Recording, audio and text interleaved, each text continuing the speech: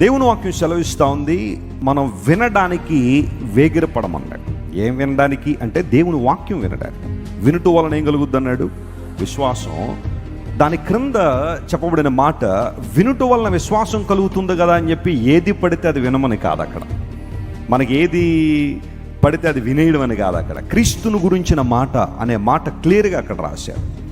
ఎప్పుడైతే ప్రభువు గురించిన మాటలు మనం వింటామో, దేవుని గురించి ఎక్కువగా వింటూ ఉంటామో, మన విశ్వాసం అప్పుడు వచ్చింది, దేవుని దగ్గరగా మనం రాగలం. క్రైస్ట్ వర్షిప్ సెంటర్లో దేవుని వాక్యం మీకు విరివిగా బోధించబడుతున్నప్పుడు మీలో చాలామంది విశ్వాసంలో బలపడడానికి కారణం ఉంటుంది తెలుసా?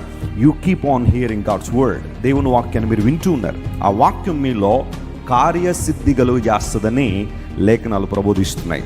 ఏదైతే నువ్వు ఆశిస్తున్నావో, ఏ కార్యం జరగాలని నువ్వు కోరుతున్నావో, ఒకవేళ నీ ఆధ్యాత్మిక జీవితంలో ఏ మెట్టులోకి రావాలని ఆశిస్తున్నావో, ఒకవేళ భౌతికంగా నీకు ఎలాంటి ప్రయోజనం దేవుని నుండి కావాలని ఆశిస్తున్నావో, అవి నీ జీవితంలో నెరవేర్చబడాలి అంటే దేవుని వాక్యానికి నువ్వేమివ్వాలి? చోటు ఇవ్వాలి. అలా ఇచ్చినప్పుడు దేవుని కార్యాలు జరుగుతాయి.